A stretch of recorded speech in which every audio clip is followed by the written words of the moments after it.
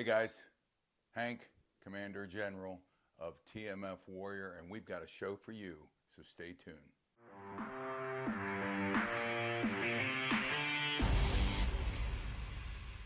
And we're back, guys, and we're excited to talk to you about perseverance today.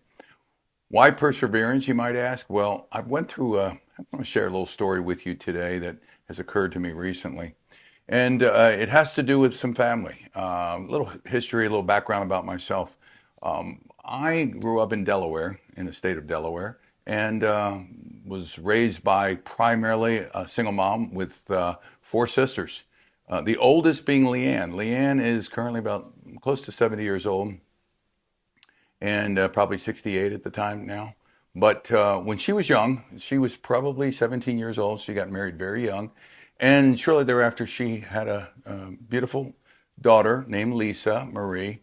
Lisa Marie, unfortunately, was born with some medical issues, some challenges. It was touch and go for a moment, but soon thereafter, she ended up doing well and growing. And while they never thought she'd have children, miraculously, she did. She actually had two boys, one boy named Cedric and the other named Jair.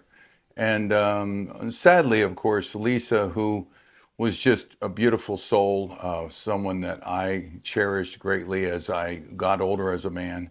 Probably about 21 years old when I made a commitment to follow after my Father in heaven. And honestly, I began to share that with everyone that I met. And I came across Lisa, who probably at the time was about 14 or 15 years old.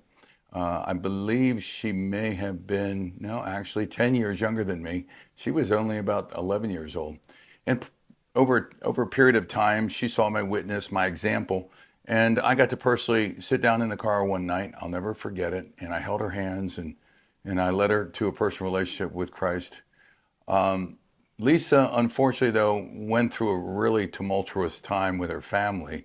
My sister and her husband moved down to Texas, where he became a guardsman, I guess you would say a bodyguard, for the president of Shell Oil. During that time, they went through a tough time with their marriage, broke apart. Some bad things happened to the girls that were down there. Their other daughter, Christy, was even younger than Lisa. And when they moved back and got a divorce, sadly, the girls spun out. Now, Lisa more than Christy, and Lisa unfortunately got in with some bad situations, some bad people. And over time, while having these two children, she struggled with drug addiction. And sadly, I guess it was probably about 9 or 10 years ago, she lost the battle to heroin and took her, and it killed her. I don't think it was intentional. I know it wasn't, but the drugs were just too strong for her. From her life, and I like to celebrate the fact that I love that young girl, and always saw her as almost like either she was my niece, it was like another daughter. But through that experience, I always tried to reach out to her two sons, Cedric and Jair. Seti and Jai is what their nicknames are. So if you guys are watching, I hope you're watching TMF Warrior and checking the story out. Cedric is about my son's age, my second son, of about 32 years old today, and he's a fantastic father and husband, and he's got I believe two children, and one of them is a fantastic football player who probably will go to college and maybe even the pros one day. Great workout guy and just a great guy. I never really knew the younger brother very often and didn't get to speak with him much, but today, maybe it was yesterday or the day before, I received a text. And I knew the 302 number was Delaware, but I didn't know who it was. Didn't have his number in my phone. And he said, "Hey, can we chat?" And I said, "Hey, I'm not sure who this is." And he said, and I believe he said JB or something of that nature. And I said, "Who's this?" And he said, "Jair, Lisa's son." And of course, immediately I was flooded with memories of Lisa and her life. And I said, "Of course we can talk. What's going on?" And he texted me back. You know how young people love to text. He's probably now about 24, 25, 26 years old. And he said, Uncle Harry, he always respectfully called me Uncle Harry. Of course, I was his great uncle. as obviously my sister Leanne, its daughter is Lisa, and Lisa had these two boys. But he calls me Uncle Harry, and he says, Uncle Harry, which is my real name, if you guys don't know that, on TMF Warrior, you now do. And he said, I'm thinking of moving away from Delaware. Now, as most of you know my story, if you've been to tmf-warrior.com or you've seen some of my social media videos, you know that I left Delaware when I was young, probably 19, 20 years old. Went to serve in the United States Navy. By the way, little jump out notification here. This was one of my first permanent duty stations in Jacksonville, Florida, where I'm sitting. And this duty station is literally 5 miles north. So back to the story. I got this text message and he said, I need a new adventure. I said, why don't we talk on Sunday? So today, about 3 o'clock, he gave me a call, sat down, asked a couple pleasantries, how you doing, what's going on? And he said, Uncle Harry, he goes, I'm pretty much a loner. He says, I don't have a girlfriend. I've saved money. I'm very responsible. And I've been very fortunate that God's blessed me with pretty good looks. And I have a modeling agency that is looking at me and possibly may sign me. But I need to go to a bigger city. He told me about a couple options. Some of you, if you're from Houston, Texas, shout out to Houston, Texas. Great people out there. He went and visited there, was immediately fell in love with it. And he asked me, my perception of Houston. I said, it's a great city, big city, big city. And I said, large Latin community, Spanish would help. Very humid, like Jacksonville, Florida, where I live. I said, but you're probably going to need to go to an even bigger city if you're going to attempt to make it in modeling. So we talked about Orlando, and we talked about Tampa and Jacksonville and Miami, the major 4 cities. And of course, I said, look, you're probably going to need to go to Miami for the opportunity. This young man, like I said, very, very handsome, very respectful. He didn't have much of a father figure growing up. The boys, both of them have different fathers, and they just didn't have a good upbringing, and they sadly haven't had a good relationship between the two. But I guess when it came down to who could I talk to, I'm sure my sister said, "Why don't you call your Uncle Harry?"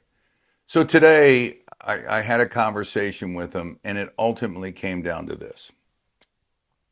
In my book, The One Day Gift, I talk about living the adventure of life.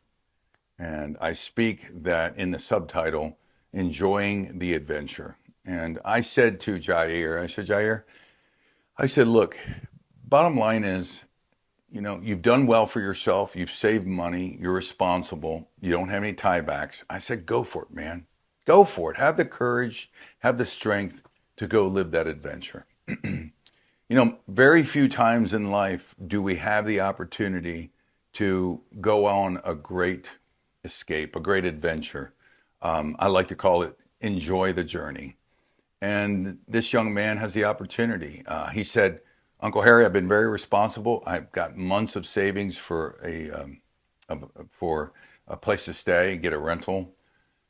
And I said, well, what do you do now? He said, I'm a server. I've built up my reputation in restaurant reviews. I'm spoken of very highly. I've been recognized. I said, look, my man, you're good looking. I said, you're well spoken. You've got reviews. People have spoken about you. I said, put a resume together. I said, I'll help you if you need it. I said, get it out there down in Miami. Start doing your research. Fort Lauderdale, Miami. I help companies grow over the years, and I'm currently working with a company as vice president to help them grow their sales in home services, such as solar, roofing, HVAC, smart home. And I said to him, we have an office in Fort Lauderdale. We have a dealer network, and I could probably introduce you to them. But more importantly, I said, you'll be close to Miami. You could get into sales. You already are excellent at service. You'll have no problem. And I think this is really the crux of this message today. As men, when we get to that age of responsibility, I believe it's our responsibility to give other men, younger men, the courage to believe. This young man obviously got gifts and talents. And I told him so on the phone. I said, "You're very gifted." And I could sense in my spirit that that's what he needed to hear. Before I got off, I said, "Let me pray for you, Jair." And I prayed for him. And he's a young man. In fact, Jair, and if all of you out there watching, I would encourage you to pray for Jair that he's getting ready to take the step towards baptism. So that would be a powerful moment. So I prayed for Jair.